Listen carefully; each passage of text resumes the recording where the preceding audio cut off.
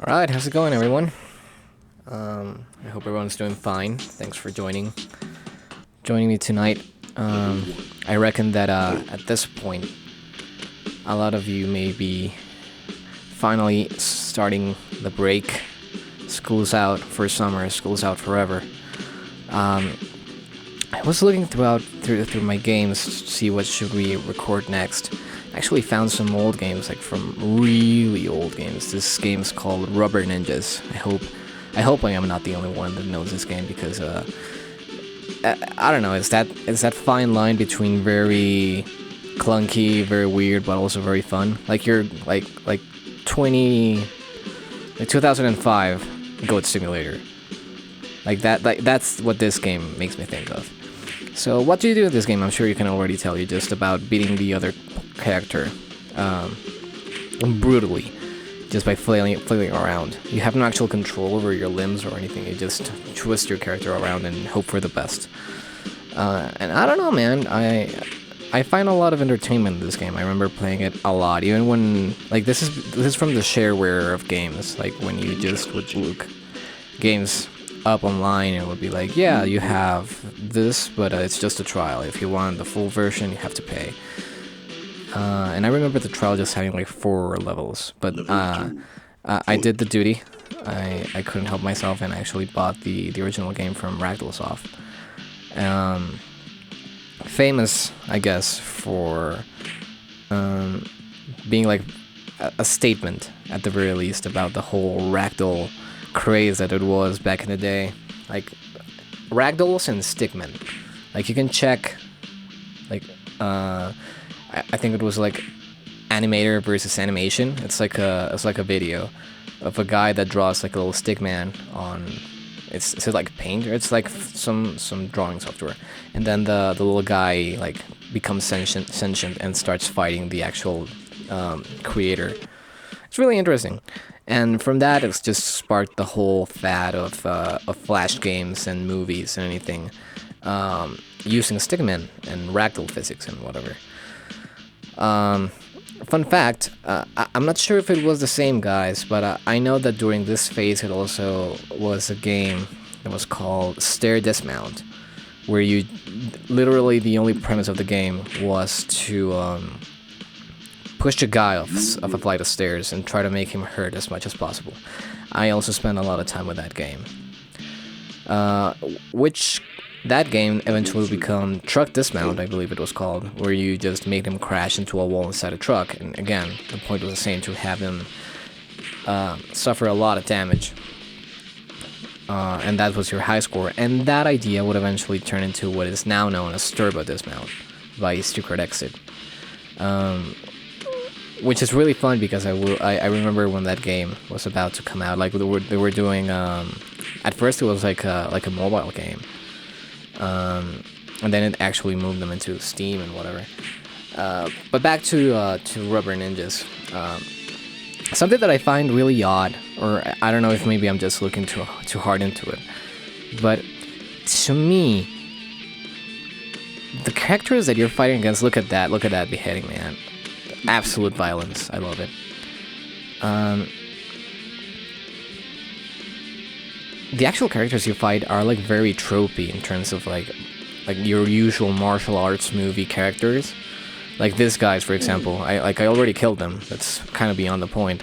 But these guys are of course like the brothers, like the brother trope, where of course they are twins, but have different abilities. Like if this was like an anime, or in the case with these fat guys, it's like they are exactly the same. Nobody knows which one's which. Like they are goons of the bad guy that like the bad guy. I can think of him being like some kind of like drug lord or something that screwed the guy in blue pants over, and now he's out for revenge using his secret technique from the ancient martial styles of the whatever place where he trained for a monk for like ages, but then he returned to civilization and now he's just like a drunkard or something. And these guys are of course the goons that the mercenaries that the bad guy sent to kill him, and he has to fight them, but he's actually able to fend them off. And his fight style is very stylish, like that. Like it's just like a touch in the back of the head, and then the other, and then makes people explode, like Kenshiro from fucking Fist of the North Star. Like your regular Omae wa mo Shinderu, you know. Look at that triple dismemberment. Like I don't know if it's easier to watch it play or to actually play it, because of course the slow-mo camera may be a bit disorienting. There I am, like dancing around, and like the sphere like area where you're fighting maybe can be a bit disorienting too. Going back like to the story, of course, this guy is like the bodyguard of the actual villain, because the actual villain doesn't know how to fight. It would be one of the, it would be one of two, or he's like the rival, like the childhood rival of the protagonist, and like they were pining over the same girl or whatever, and now and like the bad guy was able to like force the girl's father into forcing the girl into marrying him, while sending the protagonist into exile or something like that. Like I can just see like those tropes in the character design. Maybe I'm just looking too much into it, I don't know. But yeah, I mean, for all the time that I've been on YouTube, and I haven't been on YouTube for a very long time, at least, I mean, especially not posting videos, but as someone that's been on the platform and like knows a lot of the history, I've never seen anyone talk about this game. Maybe I haven't actually looked for Rubber NinYASS, and actually there's like a giant community about it. I hope there is, but I've never seen it before. I never seen these kinds of games being mentioned, which makes me wonder a lot of stuff. Like, what would happen like if this game, like for example, got released on Steam? Because Steam is like a giant platform. I remember reading about Steam games, and it was like more than half of the games that are actually on Steam have never been played, like not even downloaded. Like that's how absurdly vast the library of Steam actually is. So what I'm really just trying to get at is that I would like to see like the more modern reaction to this game, because it runs perfectly fine on my computer. It's not very resource intensive. It's not very resource intensive. Like look at that. That one's my favorite, because he just hits him in the back of the neck and then severs the spine. Like his neck and his head go flying off. His arms go to the sides, and then the torso just falls down. And now, of course, this girls are also like always hanging around the bad guy. Like they also seem like twins, but they are never explicitly twins, because there's also like a very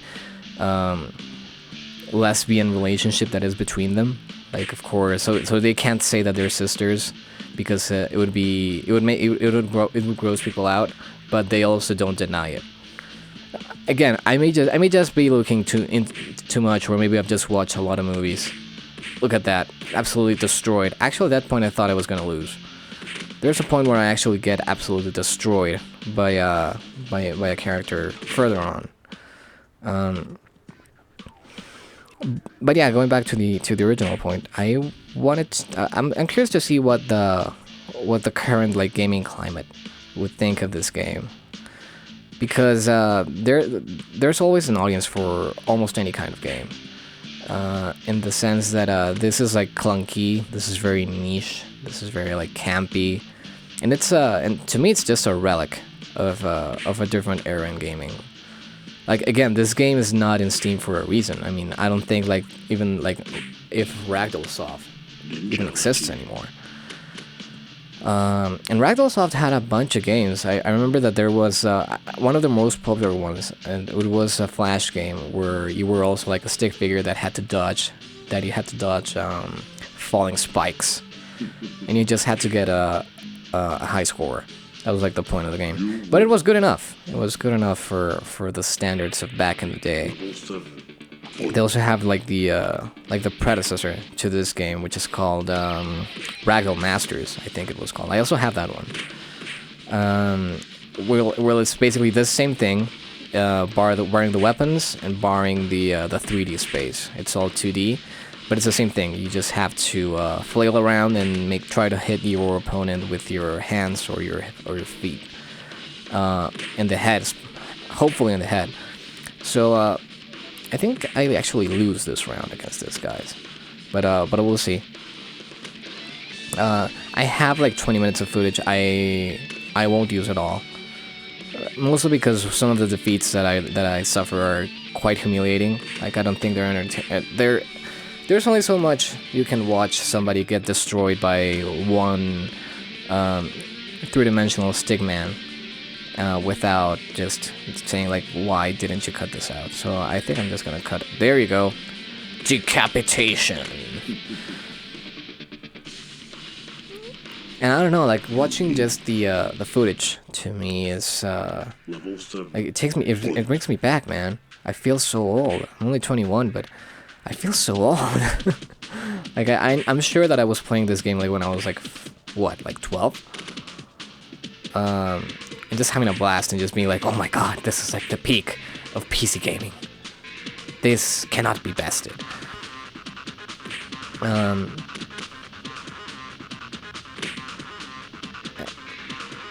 And again, like, that I wonder if I was just looking up very obscure game developers and playing their games, or if actually there's a lot of people that know this game. That's a part of the reason why I wanted to play this game and also post this footage and make commentary about it.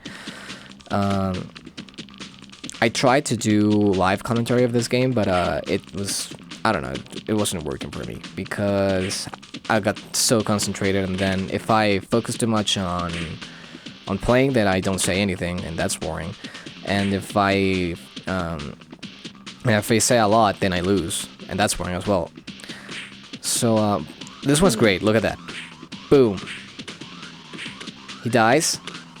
I absolutely like rip it in half basically. Then I move on to his brother, hit him in the head, and decapitation. Like, that's payback. And that's the thing, like, this game can get pretty intense. I think it's on the next level? Yeah, this level. So I will show the first round I lose, and then I'll just skip the rest. I lost like 3 times. This guy, as I understand, because of the stars, the yellow stars that he drops off, and like the color of his legs, I think is a robot.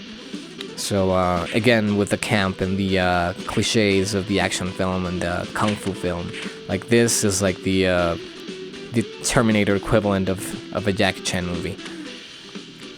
Again, I don't fucking know, but I always entertain the thought of it being that way. So that works because my head was hitting one of his like vital points or something. Like, that happened backwards. Like, he hit me in the middle of the stomach with his head, and instead of suffering damage, I was the one who got damaged. Like, look at that, just split in half. Right in half. So, for you guys, I just already skipped to the actual footage of me not dying. But for me, I'm looking for the right spot in the playback. I'm watching the video with you, so that it's a more complete experience. Although there's not too much to say about this game. I mean, I think I've already said everything that you could say about it. It runs well. It's fun. I mean, it was fun for me. Has multiplayer. I mean, not online multiplayer. Like, that's how primitive it is. It's only local on PC, which is kind of weird. I mean, for the time, it was like the only way you could actually play some multiplayer from a project from a small developer. And that's it. I think there's this was the first campaign. It's called like the Way of the Fist or something like that. Again, like, ultra campy. But I think there's like 5 more campaigns, and there's like ninjas versus pirates and like gladiators versus skeletons or whatever. I was just like, I want to play the original campaign because that's the one I remember the most. But yeah, I mean, by all means, I am really curious if anyone knows about this game. Of course, I know that in my current position, I really don't have the reach to answer that question in a very satisfying manner. But I still want to give it a shot because, as far as I know, like people that my friends or anything, nobody knows about these games. At most, they knew about the Flash game, about the falling spikes, and it's very curious. It's very curious. They also, well, I already mentioned Ragdoll Masters. They also had one that's called Super Steel Ball, which is basically the equivalent of. It's not soccer nor American football nor any form of sports ball thing. It's just you have whoever touches the ball, like turns it the color of its team, and then you have to keep it in your possession to for a long time in order to score points. So you need to tackle the other guy out of the way and then grab the ball. And that's like the gist of it. It's a very entertaining game. I know I make a terrible job of actually explaining it and make it interesting. But yeah, that's what it is. And as I said, I have those games. Like when I was recording, I was like, oh my god, I would like to play the other ones, and I most likely will. I will, but I don't know if I'll actually record them because, you know, like,